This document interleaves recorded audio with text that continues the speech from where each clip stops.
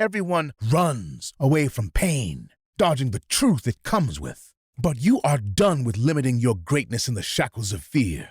You see fuel in the fire. You taste ripe fruit in real answers. You move to the drums with wild expression. Enter From Pain to Gain, the podcast about identifying pain so you can ultimately gain health and wealth. Because without identifying a mountain, how can you climb it? Here's your host, Ivan Alpha. The first priority of this podcast is to talk about affordable housing. This is the first season. Season 1 is going to be dedicated entirely to talking about this problem and what we could do about it. So let's start with the stakeholders. We got to identify the predicament and all the stakeholders involved so that we could move forward from there, right? You can't, even act in a war in an organized fashion if you don't know who all the players are, right? You don't just jump into a battlefield saying, I hope that there is no snipers on the other side of this. I hope there's not a guy with a knife 5 feet away. You want to be able to be aware. So let's go ahead and see all the stakeholders involved. The three main ones are the typical mom and pop homeowners, right? These folks have rental properties that are single family homes typically. And then we have the multifamily owners. These are the giant multifamily apartment complex owners, typically corporations, but they also could be mom and pops. Then we have the tenant. And this might seem weird that they're a stakeholder because they don't have ownership in the property. But I feel they're a stakeholder nonetheless because they are driving revenue to the actual owners. Without them, they wouldn't exist as a complex, as an apartment complex. Not even a freaking self-storage place would even be able to act right without the tenants actually paying revenues in. So they are stakeholders in my opinion. So let's go ahead and jump right into what each of them have the predicament on.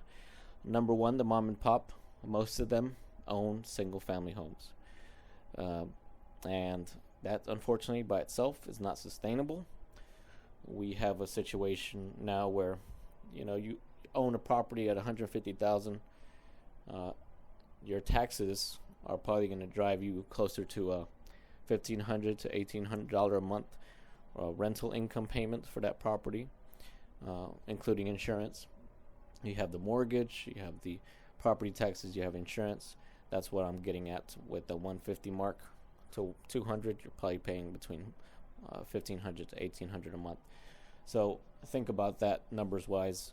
From a single family homeowner, you are paying 80%, 90% of the monthly with rental income.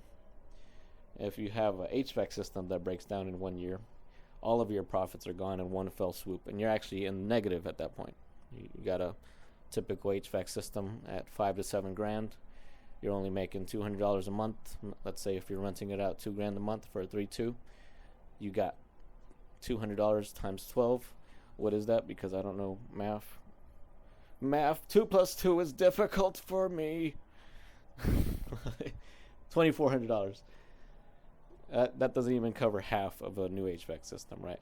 So it's a difficult situation for a mom and pop. It's not sustainable for them to own single family homes. They have to move into multifamilies, at least 2 to 4 units at a time, to cover their inherent risk. All right, so if you're a tenant, that may also help you to understand the position that landlords are in, that they may not want to repair some things here or there.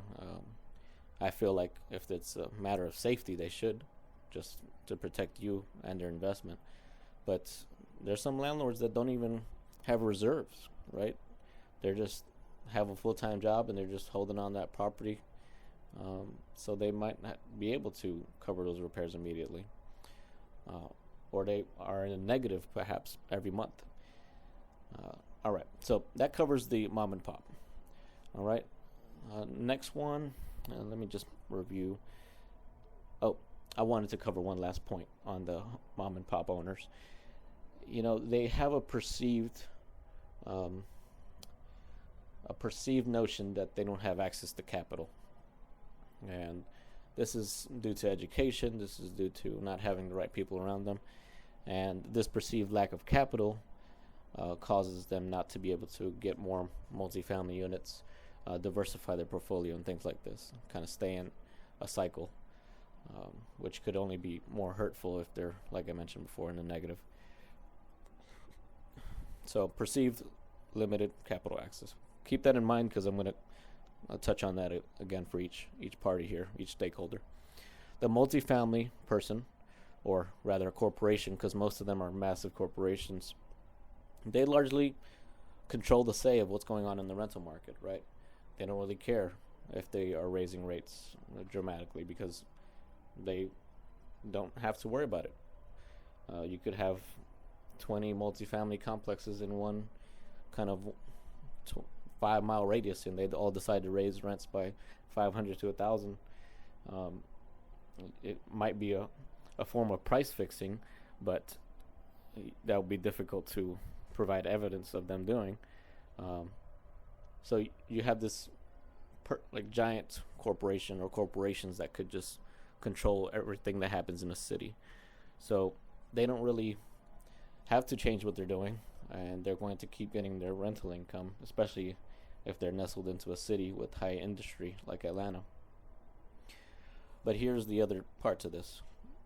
They don't have a perceived limited capital access like the mom and pop. They could easily pull out equity.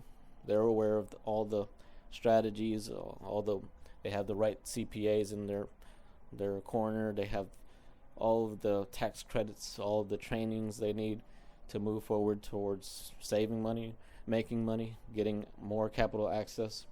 They know the right relationships, either in the States or overseas. All these things are working for them as a multifamily owner. Okay, so they don't have any perception they can't get more capital. All right, so that's multifamily.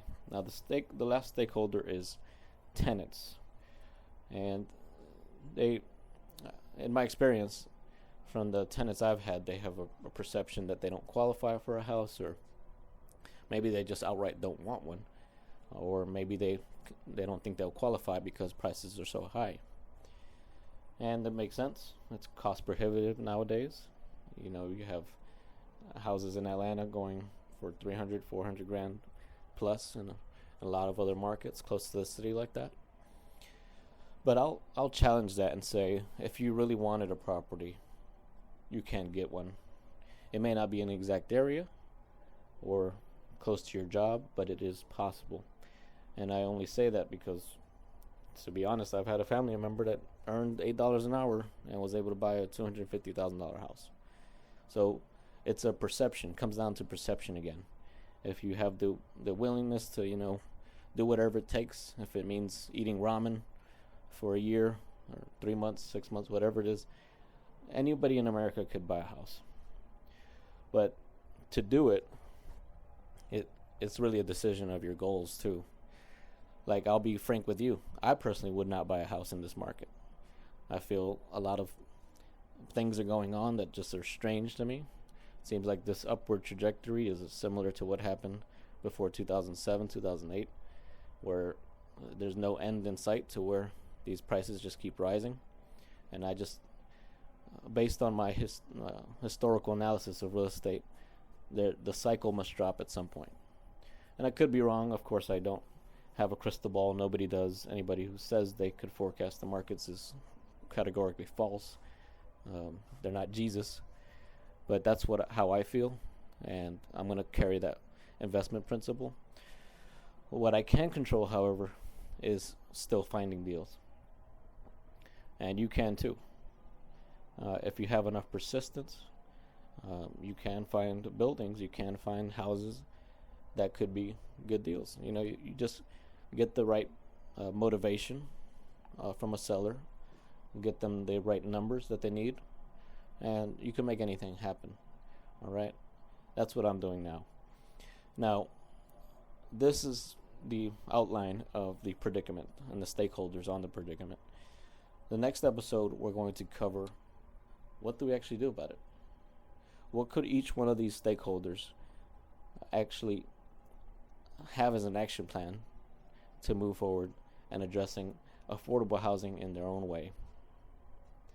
Can't wait to see you in the next episode.